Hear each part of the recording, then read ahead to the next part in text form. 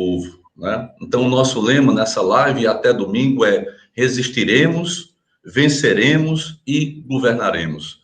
Então, presidente Lula, se o senhor me permite, alguns minutos, eu passo a palavra inicialmente para o advogado Igor Suassuna de Vasconcelos, que irá, em rápidas palavras, tratar exatamente desse imbróglio criado pelo TSE enfim, e comemorado pelo atraso aqui dentro da Paraíba, mas que naturalmente não produzirá em os seus efeitos, né? Então, doutor Igor, com a palavra, logo em seguida a gente começa a conversar aqui com o presidente Lula.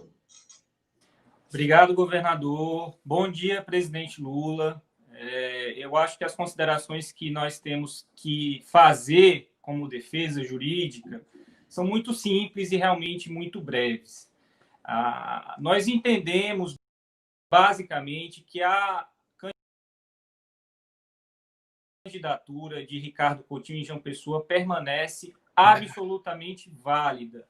E são, basicamente, 3 pontos que nós nos apoiamos para concluir nesse sentido. O primeiro deles é a disposição expressa e mais atual do Código Eleitoral, artigo 262, parágrafo 2º, para ser mais preciso, que diz que as hipóteses de inelegibilidade supervenientes, elas só podem ser verificadas até a data de envio do pedido de registro de candidatura pelo partido. O que foi feito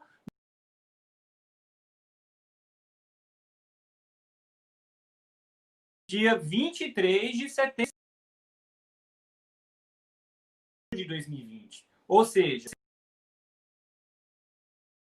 uma inelegibilidade que só é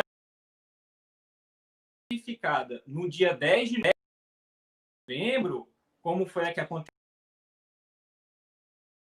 na decisão de ontem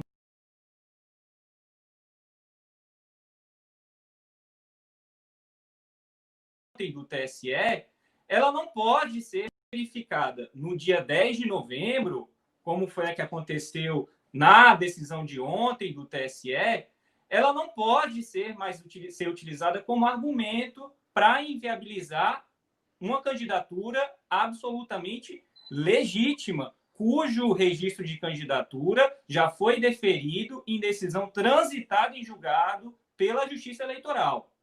O outro ponto, e que nos chamou bastante atenção lá pela decisão do TSE, é que eles consideraram que essa decisão deveria produzir efeitos imediatos, independentemente da publicação do acórdão ou de manifestação da defesa. E isso é uma guinada jurisprudencial às vésperas da eleição. O TSE nunca entendeu nesse sentido. Isso é uma inovação às vésperas do pleito eleitoral, que é, inclusive, vedada pelo entendimento do próprio TSE. Ou seja, eles não podem modificar um entendimento que já era consolidado às vésperas da eleição para inviabilizar uma candidatura, que já está caminhando para a contabilização nas urnas. E o último ponto, que esse nós devemos, inclusive, levar imediatamente ao Supremo, porque é um entendimento do Supremo de que a inelegibilidade não pode funcionar como uma sanção. A inelegibilidade é sempre um efeito reflexo de alguma outra condenação. Ou seja, uma condenação à reprovação no Tribunal de Contas, uma condenação por improbidade administrativa pode, eventualmente, gerar uma inelegibilidade. Mas você não pode, no julgamento de uma ação de investigação eleitoral, aplicar como pena única e insuficiente, combinada com uma mera pena de multa, uma sanção de inelegibilidade como uma sanção autônoma e única a ser aplicada no pleito eleitoral. Então, são esses, basicamente, os 3 pontos que nós devemos tocar como defesa, e nós acreditamos plenamente que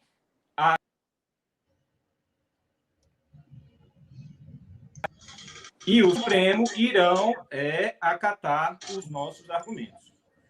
O doutor Suassuna, uma pergunta. O recurso será feito direto ao Superior Tribunal Eleitoral? Nós acreditamos, presidente, em 2 frentes aí de defesa. A primeira delas perante o próprio TSE e a segunda delas perante o Supremo Tribunal Federal. Tá bem. Perfeito. Muito obrigado, doutor Igor. Muito obrigado pelas explicações.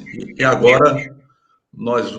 Significa o recado que o doutor Igor está dizendo para você. Ricardo, continue sendo candidato e ganhe as eleições no próximo domingo para o bem e a felicidade do povo de João Pessoa. Venceremos, presidente. Não tenha a menor dúvida disso. Nós vamos vencer as eleições e vai ser a vitória mais linda, preparando exatamente toda essa expectativa de um novo Brasil que precisa acontecer. Eu quero agradecer ao doutor Igor, pela participação, e vamos agora aqui começar esse bate-papo, essa conversa, que é uma conversa construtiva, para cima, que tem um olhar profundamente generoso para o povo brasileiro, e aí inclui, naturalmente, o povo da Paraíba e o povo de João Pessoa. Muito bom dia, meu querido e caro presidente Lula. É um prazer muito grande reencontrá-lo, nem que seja virtualmente.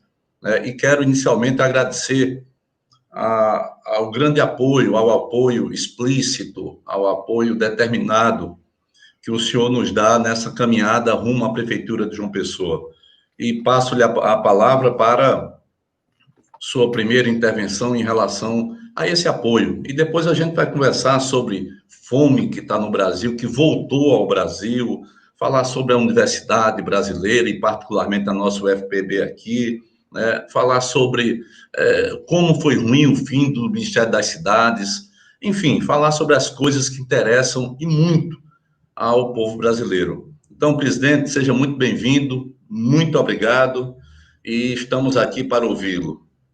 Ô, Ricardo, o prazer é imenso de poder estar falando com você. Você sabe do carinho que eu tenho pelo estado da Paraíba, pela cidade de João Pessoa e a minha relação de amizade com você. Antes de você ser prefeito, sabe, quando você ainda era do PT, depois que você saiu do PT e foi para o PSB e virou prefeito, depois que você virou governador, quando eu era presidente e depois que eu deixei a presidência, nós sempre tivemos uma relação muito boa e você sempre foi um companheiro de muita lealdade e solidariedade em todos os embates que o PT fez quando estava na presidência da República. Eu sou grato por isso e por isso eu fiquei feliz quando a direção nacional do Partido dos Trabalhadores tomou uma decisão que certamente magoou alguns companheiros em João Pessoa e que determinou que a direção nacional iria, sabe, pedir para ser retirada a nossa candidatura e te apoiar, porque nós entendíamos que, primeiro, você tem muito mais chance de ganhar as eleições e o PT tem muita gratidão pelo que você fez, sabe, em solidariedade, sobretudo ao impeachment da companheira Dilma Rousseff, todo aquele processo canalha que foi feito para tirar a presidenta Dilma, sabe, do processo eleitoral.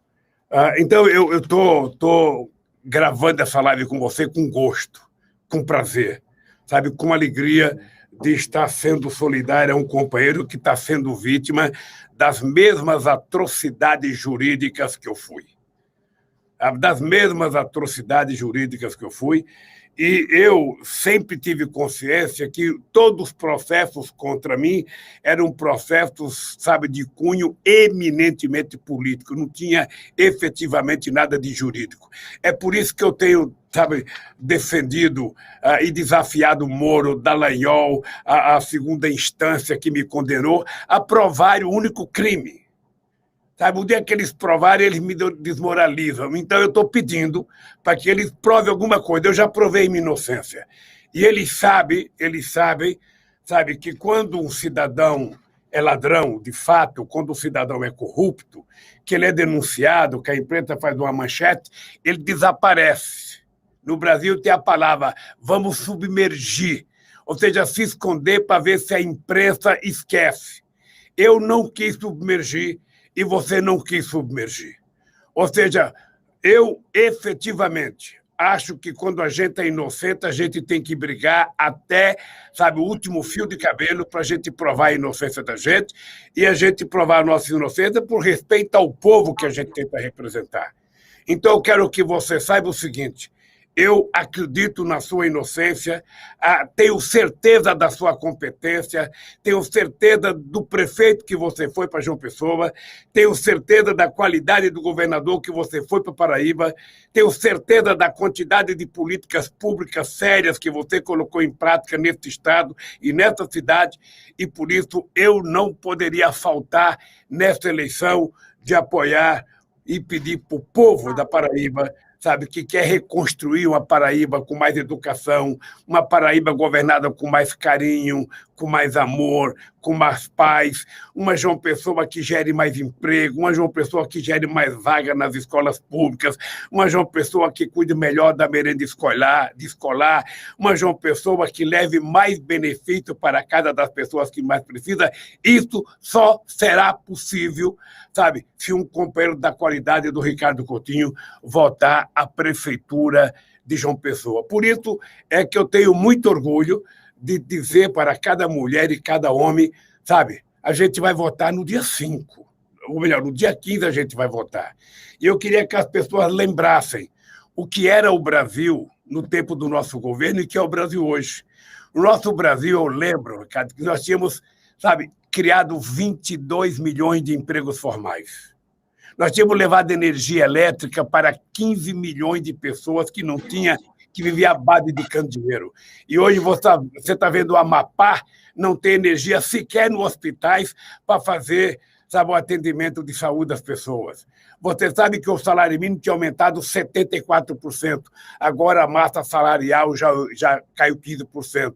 E o desemprego já chegou a 14 milhões de pessoas, o maior desemprego da história desse país. Então, por tudo isso, quando você for votar, você tem que lembrar no Brasil que você já viveu, na Paraíba que você já viveu, na João Pessoa que você já viveu, para você poder votar, sabe, com muita ternura e com muito carinho, sabe, no companheiro Ricardo Coutinho. Por isso, Ricardo, eu estou fazendo essa live com você, sabe, para poder pedir encarecidamente a cada mulher, a cada homem, a cada adolescente, que dia 15 é dia de decidir que Paraíba eles querem, que João Pessoa eles querem, que qualidade de vida que eles querem, que tipo de prefeito que eles querem. E eu tenho certeza que na reflexão que o povo vai fazer até o dia 15, eles vão lembrar de todos os benefícios que você fez para esse estado e para essa cidade. Obrigado, presidente. São palavras poderosas e eu queria começar assim esse diálogo mais temático falando de uma coisa que eu sei que para o senhor sempre foi muito cara. Eu acho que o discurso que mais eu ouvi da boca do sindicalista Lula, da boca do candidato a presidente Lula, da boca do presidente Lula, foi exatamente o combate à fome. Quantas e quantas vezes o Brasil não ouviu e ouve, né, essa indignação com a questão da fome. Ontem eu estava aqui caminhando, porque nossa campanha é de caminhada. A gente anda assim, quilômetros por dia, de manhã, de tarde, de noite, falando com as pessoas e tal. E como eu tenho visto gente com fome, gente com 80 anos, com 85 anos, gente que, sabe, que tinha esquecido o que era fome e voltou a sentir fome. Tanto é que a primeira proposta que eu apresentei, eu fui num bairro popular, quando começou a campanha, e eu disse a eles, olha, eu criei um cartão alimentação no estado, 52 famílias deixei atendidas com esse cartão alimentação, né, e vou criar no município agora, ou seja, vou dar um dinheiro no cartão, cadastrar estabelecimentos comerciais do próprio bairro, né, para que o comércio local se desenvolva, e vou ajudar, enquanto município, a combater a fome.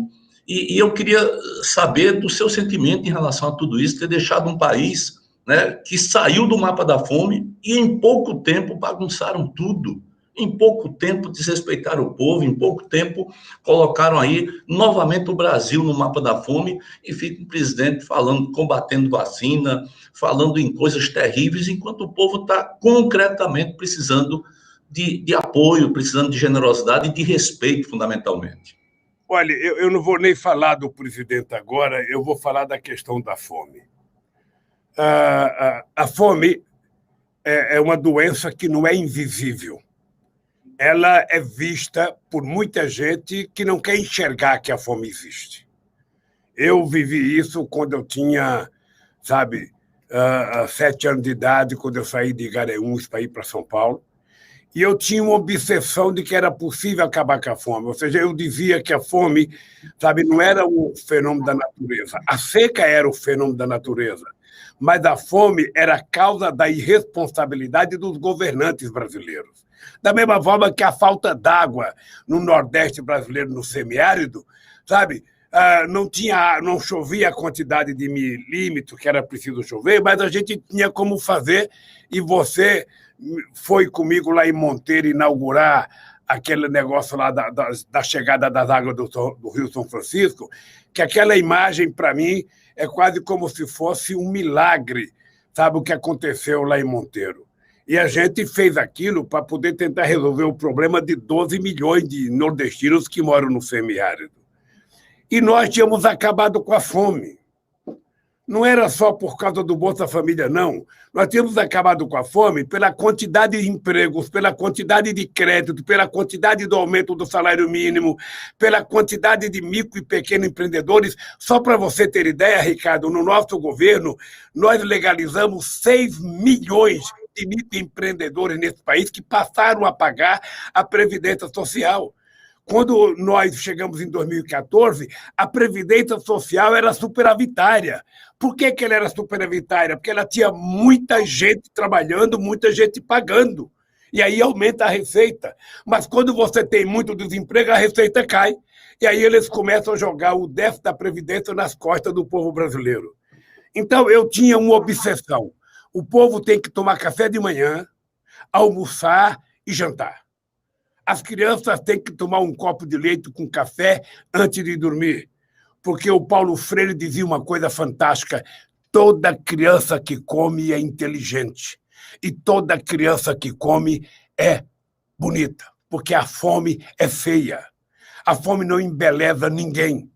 A fome não embeleza o país, não embeleza o Estado, não embeleza a cidade e não embeleza as pessoas. A fome deixa a gente mais feia. E a comida deixa a gente mais bonito, deixa o país mais bonito, a cidade mais bonita. É por isso que eu tinha essa obsessão.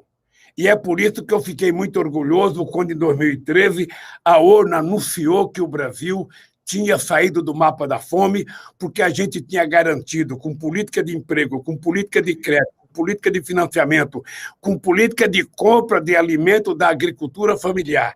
Você sabe, Ricardo, que nós assentamos no nosso período de governo 52 milhões de hectares foram disponibilizados para fazer assentamento de reforma agrária.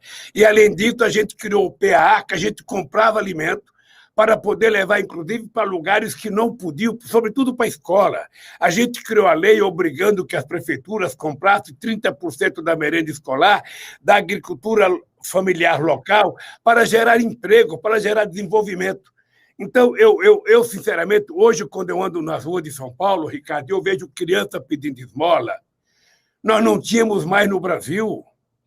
Hoje, quando eu vejo uma criança pedindo esmola, centenas de pessoas dormindo na rua, centenas de pessoas dormindo nas praças, ou seja, ninguém vai para uma praça por orgulho, vai dormir na rua por orgulho, é por necessidade.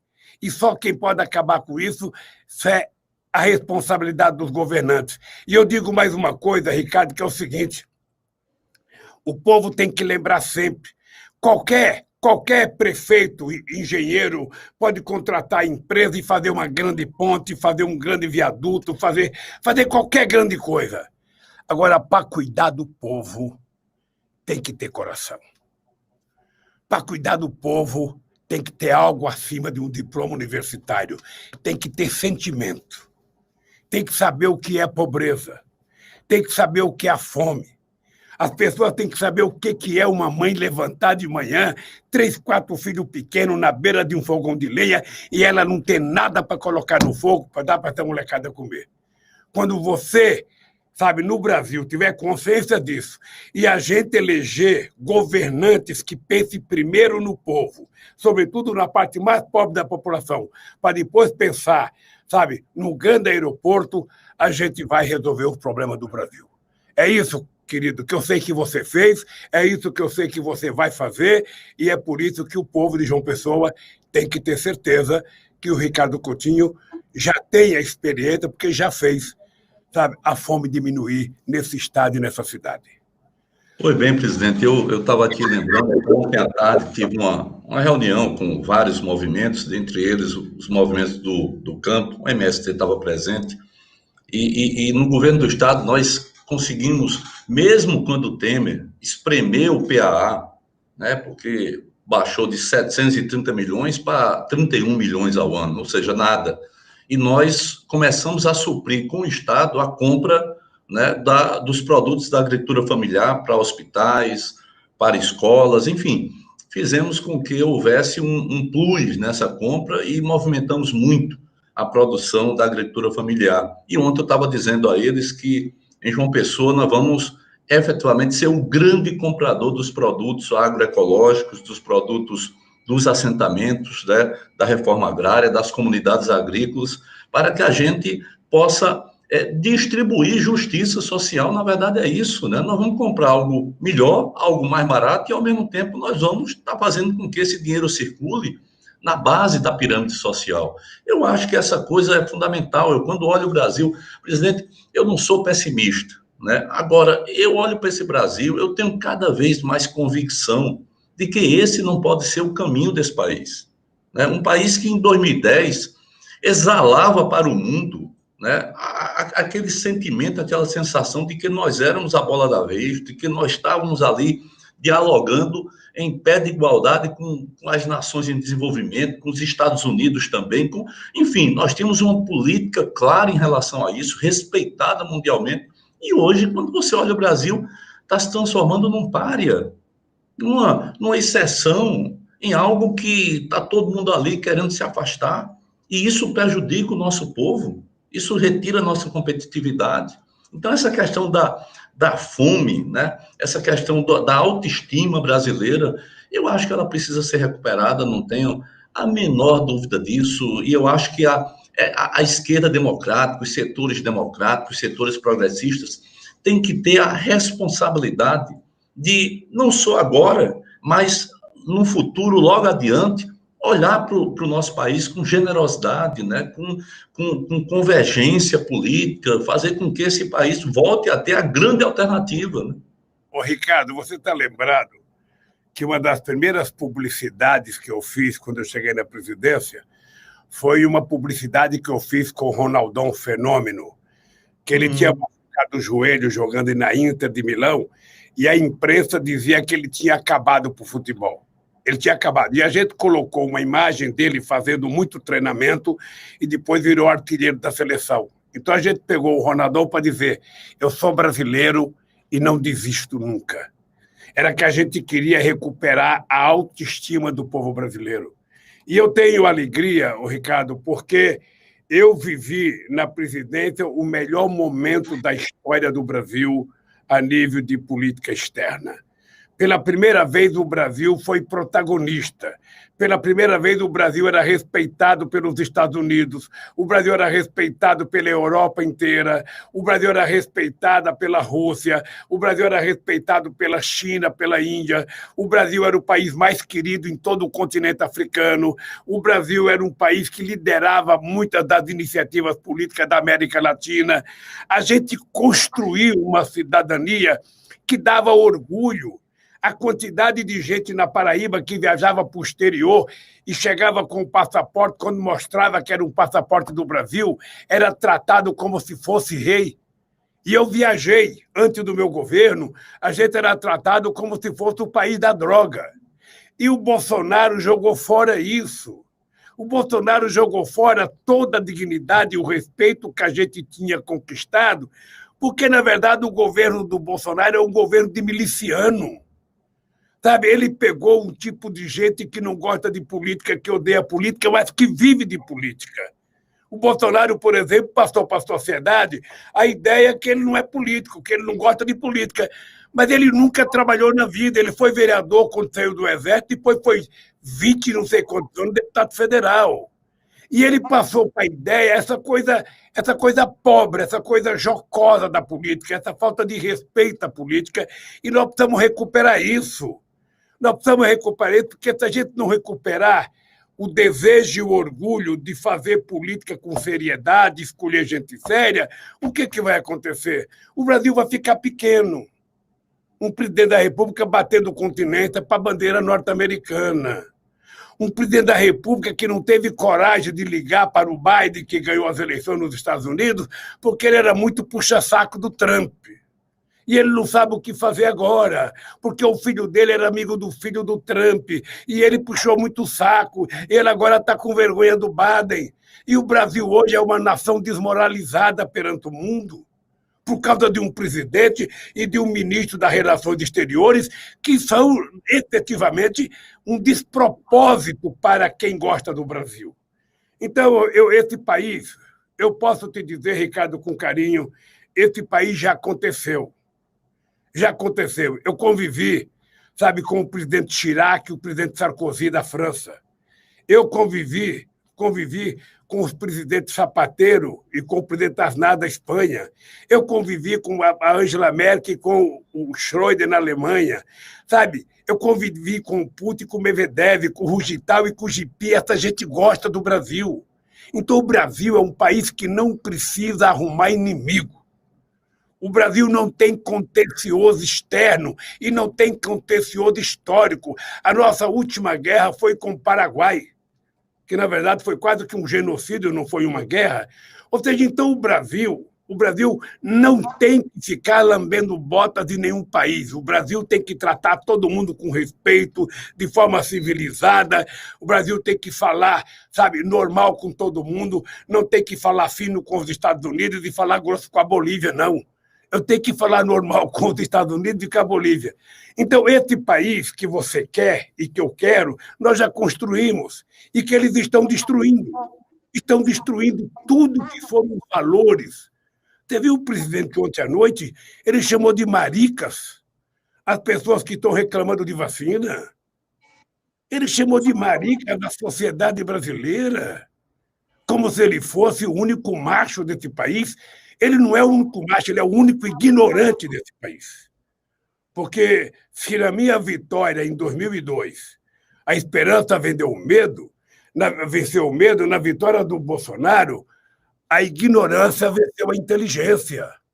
E nós precisamos recuperar, sabe, essa inteligência e colocá-la para funcionar politicamente, porque não é possível que a ciência esteja subordinada a todas as atitudes da ignorância do nosso presidente. Então, Ricardo, o que está acontecendo com você na Paraíba é um alerta.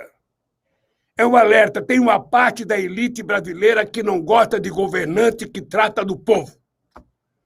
Toda vez que aparece um governante que cuida do povo, que cuida da educação, que cuida da saúde, que cuida da fome, que cuida do desemprego, que trata as pessoas de forma civilizada, eles não gostam.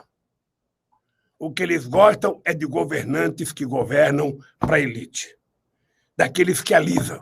Eu digo sempre o seguinte, Ricardo, durante 8 anos de mandato, todo dia, entre 23 ou 24 de dezembro, eu ia para São Paulo tomar café com os moradores de rua e os caçadores e os catadores de materiais recicláveis, sabe, embaixo de um viaduto em São Paulo. E aí eu descobri que se eu, ao invés de ir tomar café com catadores de papel, tivesse ido jogar golfe com a elite brasileira num desses hotéis chiques de São Paulo, jamais eles teriam me tirado. O que eles não admitiu era um presidente, sabe, largar ele sozinho jogando golfe, sabe? E cuidar dos pobres, como eu fiz durante 8 anos. Por isso é que eu tenho orgulho, muito orgulho, Ricardo, de estar conversando com você, porque eu sei da tua dedicação, eu sei do teu empenho para cuidar do povo mais pobre do estado da Paraíba, quando prefeito e quando governador. Por isso, Foi meu mesmo. caro, olhe, não desista nunca. A palavra desistir para nós não existe. O que existe é a palavra lutar, lutar, lutar, porque a única luta que a gente perde é aquela que a gente não participa. E eu sei que você é um guerreiro, um lutador, e por isso você será vencedor nesse novo desafio da tua vida. Com certeza, presidente. Eu tenho muita convicção. Eu tenho muita convicção. Existe uma pressão. O poder público é muito próximo das pessoas, né? Seja porque tem alguém da família lá no estado, tem alguém na prefeitura, e aí a pressão é enorme. Agora, eu sinto essa eleição muito parecida com 2004. 2004 a cidade era toda azul e quando abriram, ganhamos no primeiro turno, ganhamos com 2/3 dos votos. E essa questão que o senhor coloca nesse momento, ela é uma questão que eu vivenciei, que é a questão do respeito ao Brasil. A presidenta Dilma convidou e fui eu e o Marcelo Deda, né, nosso querido Marcelo Deda, lá para a Índia, acompanhando a presidente lá numa das conferências do BRICS, né? E eu via o respeito do presidente russo, do presidente chinês, do presidente indiano, né? O respeito ao Brasil, a curiosidade, como é que um país desse tamanho estava conseguindo incluir socialmente tanta gente, né, num curto espaço de tempo, um país que tinha uma história muito perversa contra o seu povo, e de repente, né, dá uma guinada, faz uma política pública com capacidade de desenvolver a nossa economia e, ao mesmo tempo, incluir socialmente, porque desenvolvimento da economia sem inclusão social não é desenvolvimento, né, é apenas crescimento para uma pequena parte. E eu testemunhei, naturalmente, tudo isso. Uma outra coisa que o senhor falou, que também é muito forte na minha mente, é exatamente aquela... como o Cariri, né? Como o Cariri, como aquela região que nós somos, lá em Monteiro. Rapaz, como mudou com a água ali do São Francisco percorrendo o Rio Paraíba. O senhor sabe que no projeto que foi a sua determinação, que foi a sua coragem, porque aquilo ali desde Dom Pedro falavam, né? Não, porque a transposição desde Dom Pedro. Só que quem governava não queria desmontar, né, o coronelismo advindo exatamente da necessidade das pessoas por uma lata d'água. Então, ninguém colocava em prática, até que o senhor veio o seu governo e começamos a ter exatamente a transposição. E é por isso que eu lhe convidei, nós fizemos lá aquela inauguração popular com milhares, dezenas de milhares. Eu acho que Monteiro e o Sertão, né, nunca viu um ato como aquele, mas foi um ato de agradecimento, né, porque se enganam aqueles que acham que o povo não é grato, que o povo não é generoso. O povo sabe reconhecer. Até hoje, você passa ali, né, e vê aquela água correndo no semiárido, né, possibilitando aqui milhares e milhares de famílias plante lá o seu hectare de feijão, de roça, né, possa comer, possa vender ali na feira.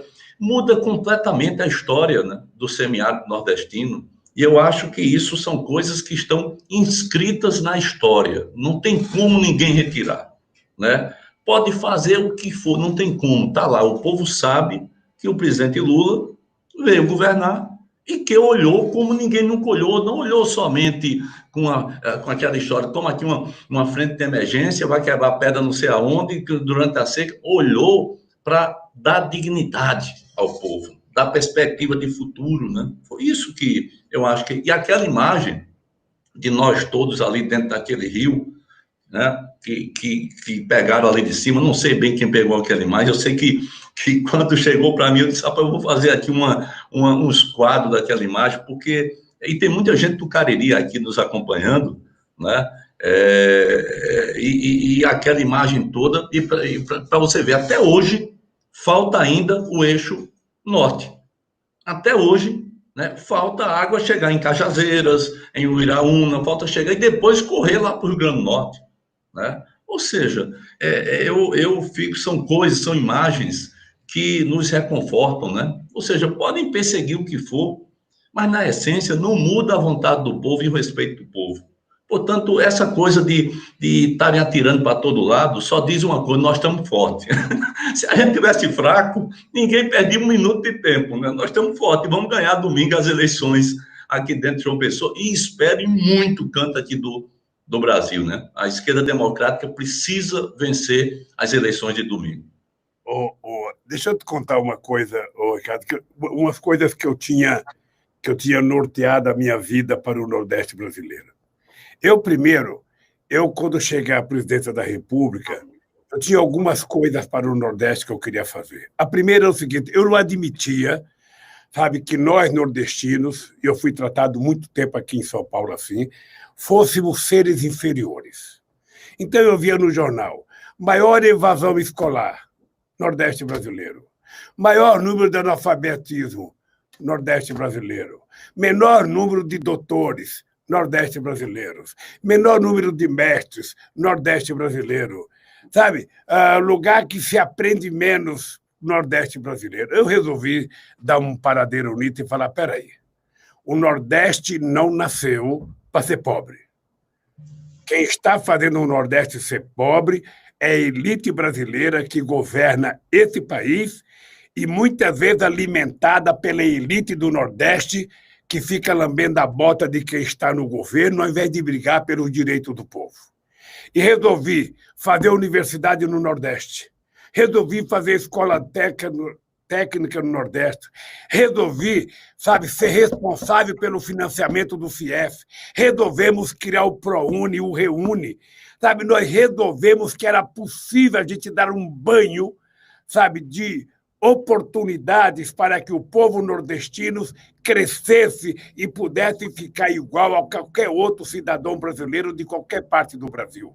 Depois era possível gerar empregos. Ora, eu me lembro das fotografias das frentes de trabalho do Nordeste.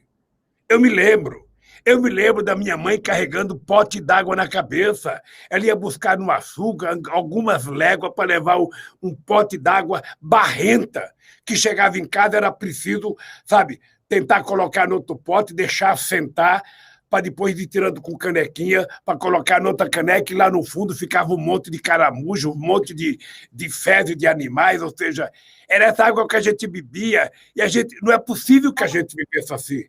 E nós começamos a dar dignidade ao Nordeste brasileiro. Ainda falta muito, eu sei, mas quando eu tomei a decisão de fazer a transposição do São Francisco, uma vez o Fernando Henrique Cardoso era presidente, e eu vi ele no Ceará com o Tasso Gereissati. Lá no Ceará ele prometeu fazer a transposição. Chegou na Bahia, o Antônio Carlos Magalhães deu uma dura nele, ele disse que não ia fazer, porque era assim. No estado que era favorável, você era a favor. No estado que era contra, você era contra. E eu disse: não, isso aqui não é disputa com o estado, não. O Rio é nacional. Quem tem responsabilidade pelo Rio é o governo federal, e essa água tem que ser levada para todo mundo. Nós não podemos negar um copo de água a alguém que mora longe do Rio São Francisco. E lá na beira do Rio São Francisco, alguém tirando água para irrigar a cana-de-açúcar, para lavar carro. Não, isso aqui tem jeito. E tomamos a decisão de fazer, sabe, a transposição. A outra coisa era a Transnordestina. E tem um pedido do velho amigo nosso, líder do seu partido, doutor Arraes. Ele via do Crato comigo no avião em 89. Ele falou: Lula, se você ganhar, faça a Transnordestina. E a Transnordestina era um projeto muito bonito. Pegava o porto do PC e o porto de Suape, sabe? Pegava o estado do Piauí, pegava a soja do Piauí, e você fazia uma ligação entre 3 estados importantes, Pernambuco, Piauí, sabe? Eliseu Martins lá no Piauí e o estado do Ceará. Até hoje também não terminou. Sabe, sinceramente, eu fico, sabe, indignado. Sabe, como é que as coisas que vão atender as pessoas mais pobres não funcionam? E a outra era gerar emprego. Por que no Nordeste as pessoas não têm que ter emprego? Quando nós resolvemos fazer o estaleiro, um dos maiores orgulhos que eu tive na minha vida eram pessoas que estavam trabalhando há mais de 10 anos no Japão, retornaram porque tinha função de soldador em navios para ele trabalhar no Brasil. Infelizmente, eles acabaram com a indústria naval que nós reconstruímos, Ricardo. Então, meu caro, pode ter certeza que quando você tomar posse, dia 1º de janeiro, você vai ver que eles já destruíram muita coisa que você fez como prefeito. Você vai perceber que destruir é muito fácil. Qualquer canalha destrói tudo que um homem bom faz. Sabe? Você pega uma obra que levou 10 anos para fazer, um bandido destrói ela em 2 minutos. Então, o que é importante é você dizer para o povo de João Pessoa todo dia, o povo do estado da Paraíba que te conhece, Souza, Cajazeira, Pato, Campina Grande, Monteiro, essas pessoas que te conhecem bem, sabem o que você faz, é você dizer todo dia. E eu quero aproveitar e dizer para todo mundo da Paraíba, vai ter eleição dia 15. Não vote mais no coronel, não. Vote em alguém que você possa se aproximar, que você possa levar a sua família para exigir que seja feita alguma coisa, que faça um orçamento participativo discutindo com você. Sabe? Vote em alguém que governe um pouco com o coração. Alguém que não pensa apenas na razão. Sabe? Alguém que não pensa apenas na questão fiscal, a questão fiscal, a questão fiscal, a questão fiscal. E toda vez que fala a questão fiscal, não aumenta imposto para tirar do rico, tira o benefício do pobre. Toda vez que você vê na televisão, porque tem uma dívida pública muito alta. A dívida pública por quê? Porque a economia não cresce. Faça a economia crescer que a dívida diminui. Está arrecadando pouco, cobra dos ricos. Durante a pandemia, você viu que meia dúzia de pessoas tiveram 170 bilhões de reais de acréscimo na sua renda, enquanto o povo perdeu 15% na sua massa salarial, enquanto o desemprego chegou a 14 milhões e mais de 17 milhões já desistiram de procurar emprego. Então, Ricardo, essa é a nossa mensagem.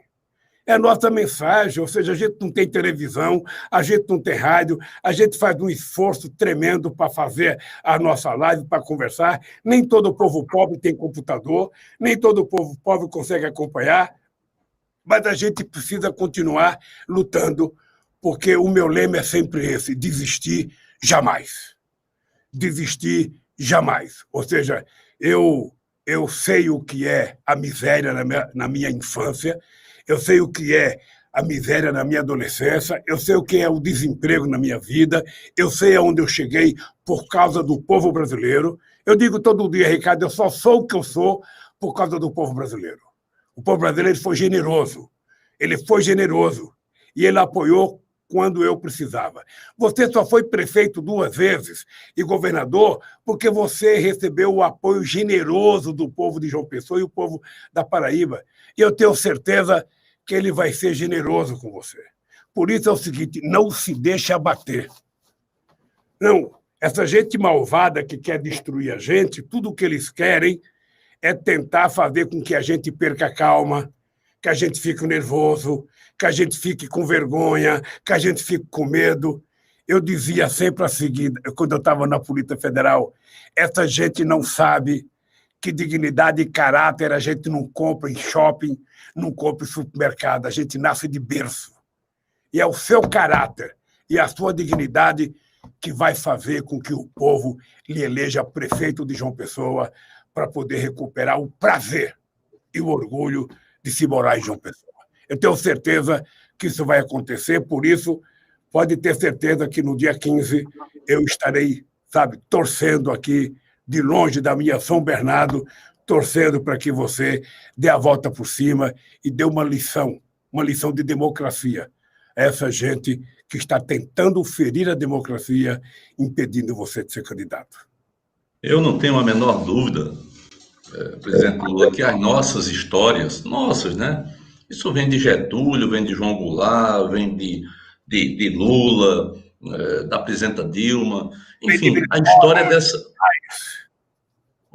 Essa história aí, ela ela não nos abate. Muito pelo contrário, nós somos acostumados a nadar contra a correnteza, né? É assim mesmo. Sempre foi assim. Eles sempre estavam lá nos perseguindo, sempre estavam lá falando inverdades, falando, escondendo as coisas boas que a gente fazia. O jogo é esse. E eu acho que deram um tiro no pé.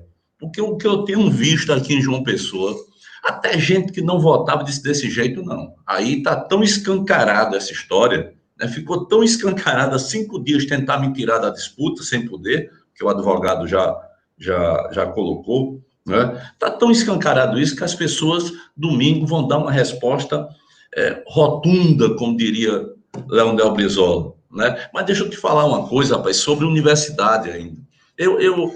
Aliás, sobre a universidade e sobre o orgulho das pessoas, né? Eu fui lá em Pombal, tem até aqui o companheiro Feitosa, que é candidato lá em Pombal a prefeito, será o nosso prefeito, apoiado por Luiz Couto, apoiado por mim. Pois bem, e lá em Pombal tinha um grupo, né? Um grupo de uma rural, de mulheres que faziam bolo, só que elas faziam, rapaz, num fogãozinho, daquele fogão normal de casa, e todas elas com os braços queimados. Isso me chamou a atenção, porque os braços tinham cada queimadura, porque para tirar o bolo, né, anos e anos tirando o bolo e queimava os braços e tal. E eu fui fazer uma visita aí nessa comunidade, que era de mulheres, né, elas tinham uma associação, e olhei assim, e elas mostrando os braços, eu digo, vamos fazer o seguinte, eu vou bancar para vocês uma padaria com os fornos lá elétricos e tal, enfim, fizemos uma padaria de 170 mil reais, né, colocamos lá, e eu fui inaugurar. E cheguei lá, rapaz, a líder, acho que era a líder lá da associação, a presidente, ela disse, Ricardo, eu vou dizer uma coisa que eu vou levar para o resto da minha vida.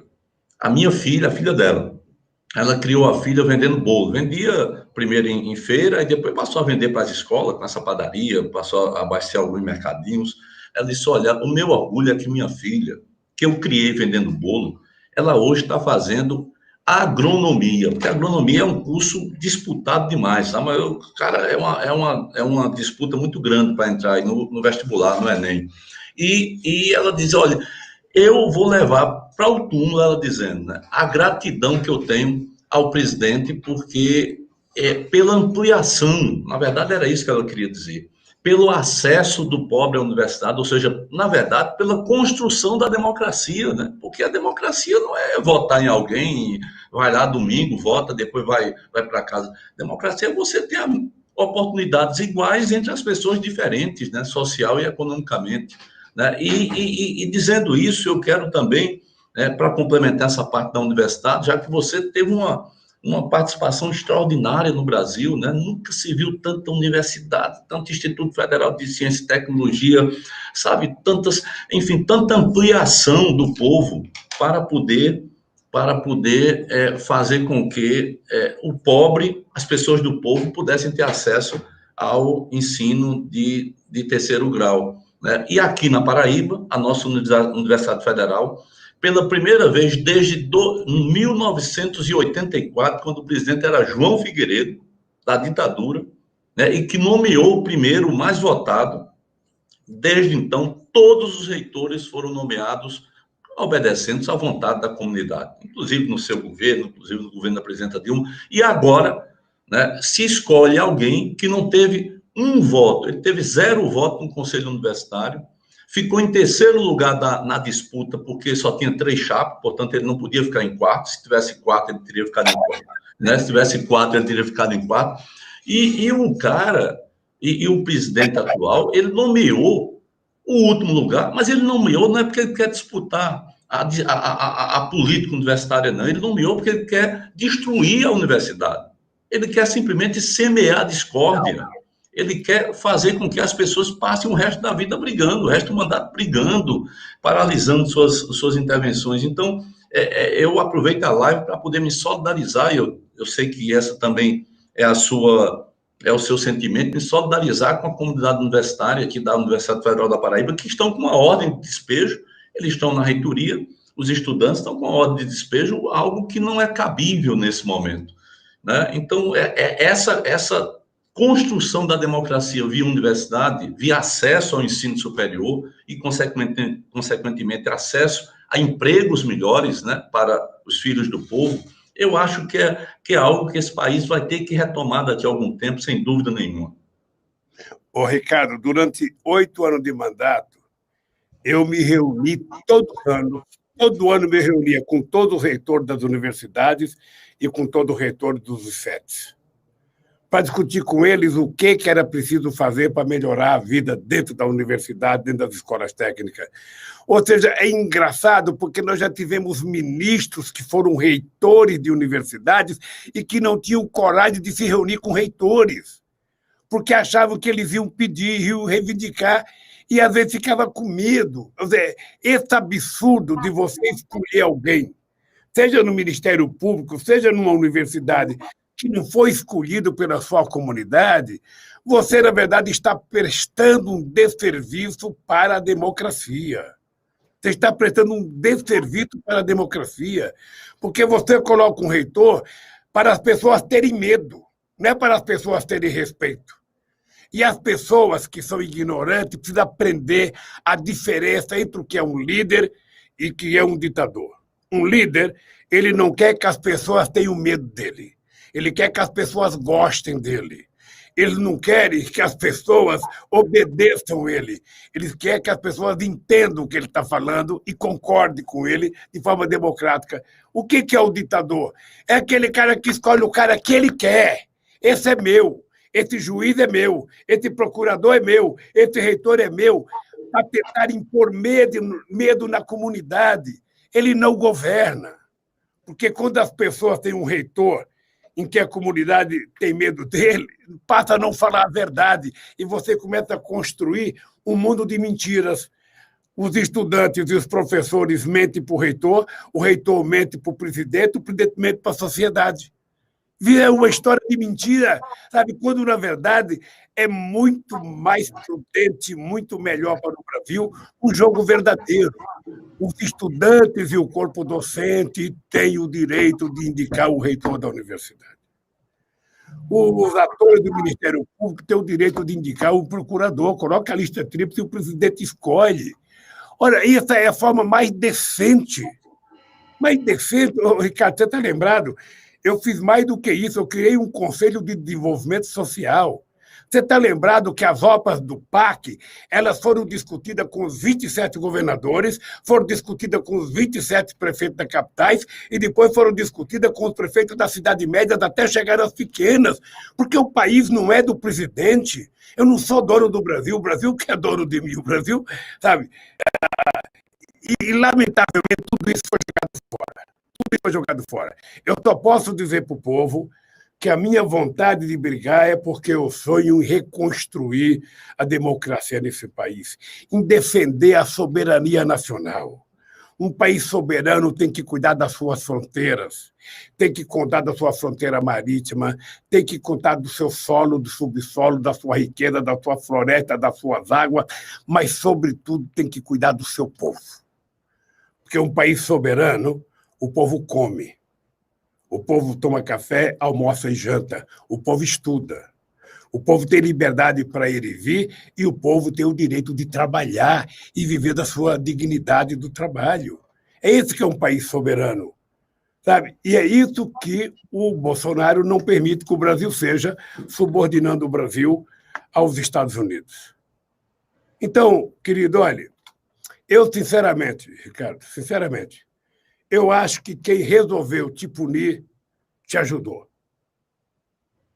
Eu acho que as pessoas, cada mulher, cada homem de João Pessoa, sabe o tipo de homem que você é, sabe o tipo de governante que você foi, sabe o tipo de político que você é, e essas pessoas não vão permitir que mais uma mentira tente tirar um homem sério da política. Tá? Eles sabem o que você fez. Então, você fique muito tranquilo, não saia da rua, sabe? Fique muito otimista, porque eu tenho fé em Deus, no povo da Paraíba e no povo de João Pessoa, que você, domingo, será eleito prefeito de João Pessoa. Acredite, o povo será justo com você. Obrigado, meu presidente. Eu sei que a gente está se encaminhando aqui para o finalzinho, mas deixa eu fazer uma última provocação, porque tem sido muito difícil para o Brasil essa questão da pandemia, mas não é só a pandemia. Tem sido muito difícil a desestruturação do Sistema Único de Saúde, né? O subfinanciamento. Nós perdemos aí 20 bilhões em 4 anos de emenda constitucional 95, né? Você percebe que o Brasil inteiro ele não teve um governo federal atrapalhando nitidamente toda e qualquer estratégia pensada. Você tem mais de 162 mil pessoas que morreram oficialmente, porque se você pegar nos cartórios o crescimento da morte por pneumonia e o crescimento da morte por complicação respiratória, isso vai chegar a 250 mil. Ou seja, é um número estarrecedor para o nosso país, que tem um sistema que, se for entendido e cuidado, ele funciona, o SUS funciona. Pois bem, e no meio disso tudo, o governo federal vem com a ideia e colocou isso no decreto, recuou por conta da pressão, mas a pressão dos que fizeram, né, teve gente que pressionou, dizendo o seguinte: não é a hora no meio da eleição, mas depois eles vão voltar. Então, a grande questão para o povo brasileiro e para o povo daqui de João Pessoa é o seguinte: se você não quer a privatização do SUS, você tem que votar em gente que defende o SUS. Você tem que ter um prefeito que segure o SUS como um sistema público de saúde, gratuito, de qualidade, porque isso é perfeitamente possível. Acabar a farmácia popular. Eu fui prefeito aqui até 2010, no seu governo de presidente, eu coloquei 6 farmácias populares. Era remédio para distribuir lá gratuitamente para o povo. 6. Acabaram as 6, não tem mais nenhuma. Aliás, hoje não tem remédio nem mais nos PSFs. Ou seja, a presidenta Dilma criou mais médicos, botou médico em todo canto, botaram para fora os médicos, acabaram. E agora querem privatizar o SUS. Então, a lógica, e é a última questão que eu te coloco, presidente, a lógica deles, a bola da vez, vai ser a privatização da porta de entrada de todo o sistema, que é a atenção primária à saúde. Então, essas eleições de domingo não é simplesmente eleger alguém, né, por eleger, é saber se a pessoa quer privatizar o seu SUS, né, ou para poder transformar a saúde numa mercadoria, pagar lá como se fosse clínica popular e está acabado, né, ou se quer efetivamente um governo que cuide da saúde pública, que faça com que haja uma estratégia lá na atenção primária para poder debelar, para poder reduzir a contaminação do Covid, além de todas as demais patologias, né? Enfim, da afirmação da saúde pública em nosso país. Eu fico muito triste com tudo isso, mas eu faço questão de dizer que se o povo de São Paulo, se o povo do Rio, se o povo de João Pessoa, né, querem ter um compromisso, querem ter um sistema de saúde melhor, tem que votar em quem defende o SUS, não é isso? Deixa eu te dizer uma coisa. Eu fui constituinte quando nós criamos o SUS. E o SUS nunca foi bem recebido pela elite brasileira. O SUS nunca foi bem recebido por aqueles que amam a iniciativa privada. Você tem personalidades como o ex-ministro Adib Jatene, que já morreu, sabe? Que era um cara dedicado, que acreditava na política pública, que acreditava no sistema único de saúde. Você tem outras pessoas de direita, inclusive conservadoras, que acreditam nisso. Mas se você pegar, por exemplo, uma Rede Globo de televisão, ela passou desde 88 até agora falando mal do SUS. Ela só mostra fila, só mostra de graça, ela não mostra quantas pessoas são salvas pelo SUS, ela não mostra a quantidade de implante, ela não mostra o remédio gratuito, sabe? Numa demonstração de que eles querem efetivamente destruir, sabe, um sistema único de saúde que é considerado um dos melhores do mundo. Agora, na pandemia, se não fosse o SUS, esse país tinha virado o caos. Graças ao SUS, graças ao pessoal da rede de saúde pública, os enfermeiros, os motoristas, os médicos, é que a gente conseguiu, numa batalha titânica, mostrar para que serve um sistema de saúde da qualidade do SUS. Mesmo tirando o dinheiro como eles tiraram, Você está lembrado que quando tiraram a CPMF em 2007, tiraram 40 bilhões por ano, mesmo eu assumindo o compromisso de que o dinheiro seria dedicado à saúde. Porque saúde é caro. Você tem que pagar médico e pagar bem, você tem que pagar, dar remédio para o povo, você tem gente que não pode comprar, ninguém pode ir no médico, sair com uma receita e morrer com a receita, sabe, em cima da cabeceira da cama. Então, esse decreto dele, eu não sei se você percebeu, Ricardo, ele estava tentando privatizar como se estivesse privatizando um botequim. Ele não sabe o que é uma UBS, porque ele nunca foi. Ele não sabe o que é uma UPA, porque ele nunca foi. Nem nunca então, fez. O povo se rebelou. E eu acho que agora, por conta da pandemia, o SUS ficou mais forte. O povo conhece mais o SUS. Sabe? O mundo inteiro respeita mais o SUS. E nós temos a obrigação de darmos a nossa própria vida para que a gente tenha um sistema de saúde, sabe, que trate todo mundo em igualdade de condições. Quem tiver dinheiro para pagar, que vá se tratar onde quiser. Mas o povo, os governos têm que cuidar. E os prefeitos têm que cuidar, por isso o SUS tem que funcionar. Por isso, o Ricardo tem razão. Na hora de votar, não vote só porque o cara está pedindo voto, não. Você tem que saber quais são os seus compromissos. O que essa pessoa fez, o que essa pessoa vai fazer. Meça, faça a comparação. Eu estava dizendo hoje numa live, ou seja, no meu tempo de governo foram criados 22 milhões de empregos. No Bolsonaro, com apenas 2 anos, já tem 14 milhões de desempregados. E qual é a preocupação dele com o desempregado? Nenhuma, porque os filhos dele todos estão seguros, ele nunca sabe o que é procurar emprego numa fábrica, ele saiu do quartel diretamente com a Câmara de Vereadores. Então, as pessoas têm que perceber. Olha, dia 5... não coloque uma raposa para tomar conta do seu galinheiro. Eleja pessoa séria, coloque pessoas responsáveis, pessoas que você sabe que vai cuidar de você e da sua família, como se ele pertencesse à sua família.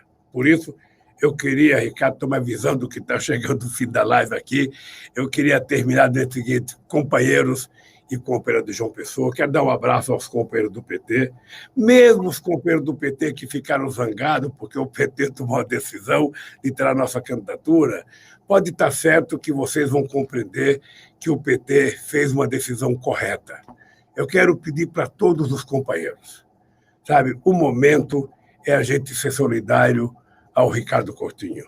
E ser solidário ao Ricardo Coutinho é a gente elegê-lo prefeito de João Pessoa no dia 5 de novembro, no dia 15 de novembro, no próximo domingo.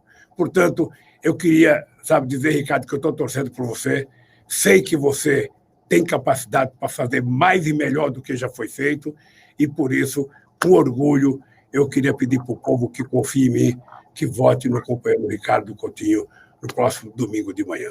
Um abraço, Ricardo, que Deus te abençoe, querido, força, sempre de bom humor, e vamos à luta.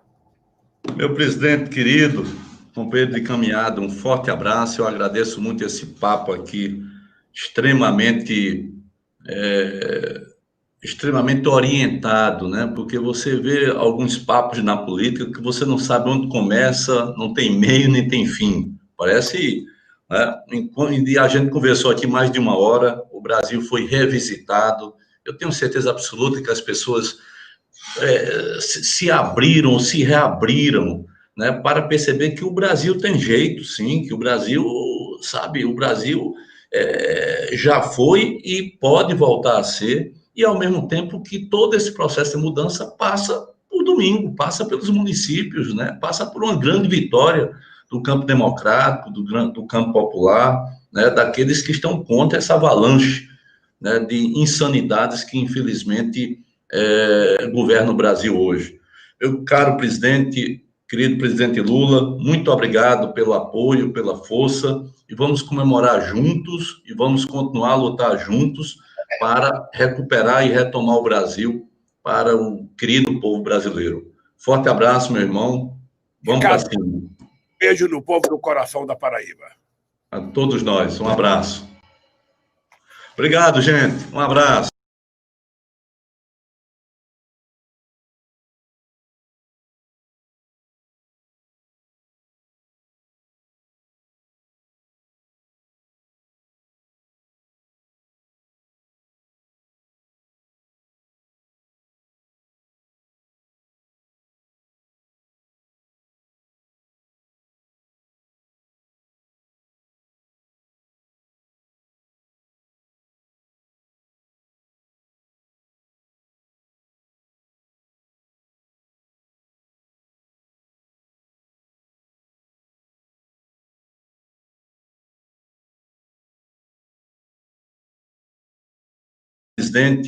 querido presidente Lula, muito obrigado pelo apoio, pela força, e vamos comemorar juntos e vamos continuar a lutar juntos para recuperar e retomar o Brasil para o querido povo brasileiro. Forte abraço, meu irmão. Vamos para cima.